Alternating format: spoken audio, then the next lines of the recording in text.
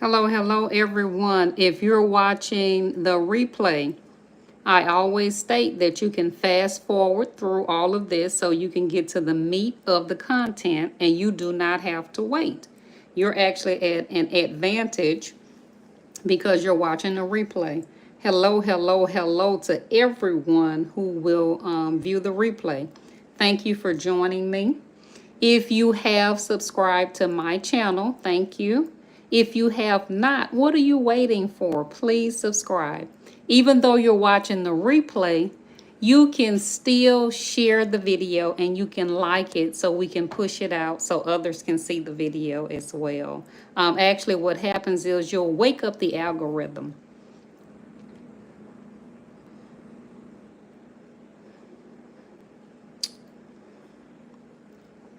So we're going to talk about today this flesh-eating bacteria and actually what's going on with this.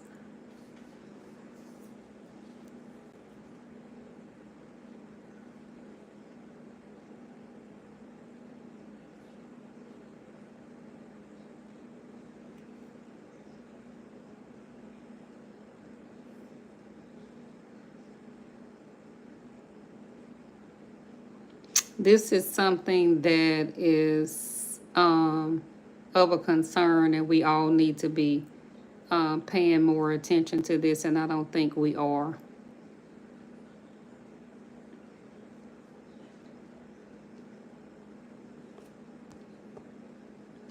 And I'm Lauren McCoy. Flesh-eating bacteria cases and deaths are on the rise, prompting state health officials to issue a safety alert. Chris Welty explains the symptoms to look for and how to prevent an infection.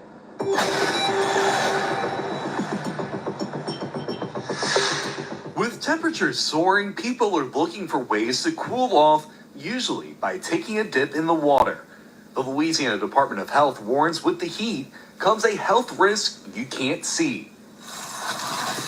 Vibrio vulnificus can cause particularly severe and even highly fatal infections. Vibrio are bacteria that naturally live in coastal water. According to the Louisiana Department of Health, 17 cases of Vibrio vulnificus have been reported statewide, with 4 cases resulting in death. All of those individuals have had severe illnesses. They've all required hospitalization. Typically, by this time of the year, we see fewer than 10 cases and maybe 1 death. So we feel like there's sort of an overall increased risk right now. The Louisiana Department of Health says Vibrio are typically found in higher numbers from May until October when water temperatures are warmer. Vibrio can grow at temperatures as low as 68 degrees and then all the way up to 95 degrees. That's where they like to be, right? And they can even survive and grow up to 105 degrees. LDH says this year's Vibrio cases impact people across the state. The bacteria is typically linked to warm brackish or salt water. LDH says 75% of cases this year are linked to those with wounds in water. Some of the individuals have been exposed in Louisiana at various locations in Louisiana.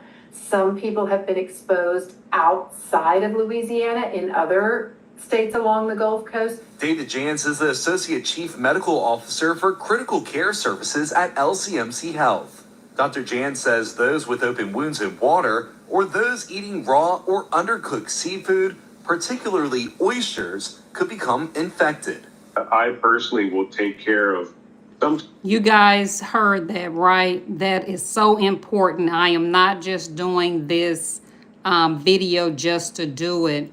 We're not being properly informed with such an urgency and warning the way that we should be. Are we being alerted? Yes, we are. But I feel like there isn't an urgency and warning going forth the way that it should be. 2 or 3 patients a year that have this infection. So we currently see it, but it is not a very common infection. Dr. Jan says Vibrio can cause severe illness with gastrointestinal symptoms and wound infection, adding those with pre-existing conditions are at greater risk. 25%, or about 1 in 4 of those patients, will end up dying from this infection, which is a pretty high number. So again, thankfully, an uncommon infection. LDH recommends you wash wounds and cuts thoroughly with soap and water if they have been exposed to brackish or salt water, raw seafood, or raw seafood juices. If you develop a skin infection or gastrointestinal symptoms, contact your doctor to figure out the best intervention for treatment. Liz? Guys, here's another one that I wanted to share with you all as well. This one right here. Only tonight, a warning about flesh-eating bacteria. The Florida Department of Health says there's been nearly a dozen cases in Florida so far this year, but doctors warn the risk is rising along with the summer temperatures. Fox 13's Jordan Bowen shows us what we need to watch out for. Out of all 50 states, Florida every year has the most cases of Vibrio vulnificus, also known as flesh-eating bacteria. It usually comes from brackish water.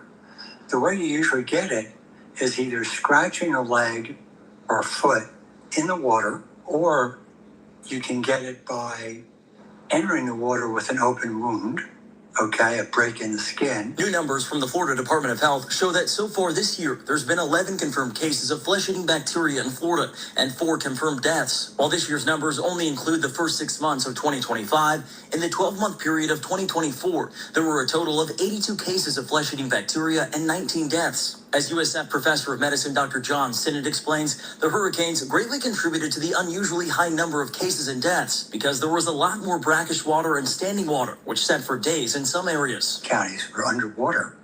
So that's a perfect area. Then you've got rescue personnel, people with housing belongings, not thinking, trying to save a pet, trying to save a relative. So they're not paying attention to what's happening to their feet and legs. As Dr. Sinnott explains, when someone gets flesh-eating bacteria, it starts as a reddish rash or streak, typically up their leg. Within 12 to 36 hours, it can become extremely painful if not treated by doctors. If you cut yourself in the water, the CDC and everyone recommends a good cleaning with soap and water. And I like to add a triple antibiotic ointment and make sure you look at it again in 12 hours. Reporting in Tampa, Jordan Bowen, Fox 13 News. What is so Only tonight, a warning interesting, you guys, about this is the way that life works, and I'm done. I just wanted to come on and provide that brief information. The way that life works is we're not readily concerned or care about anything until it affects us in a negative way. As long as something is not affecting us or someone that we personally know, we tend to not be so concerned. So the 2 short videos that I showed did provide information along with some things that you can do to prevent. This is just a snippet here. You guys can look this up if you need to look it up. Louisiana and Florida are the 2 states that are having issues at the time, but we know how this type thing works. It's not isolated to one particular area or 2 particular states. It can readily spread. So take the precautions that you would need to take. And I'm going to speak for anybody who would view this video that I pray, along with your prayers, that our Lord Yahweh would continue to keep us protected as we take the necessary precautions to not get sick. You guys have a great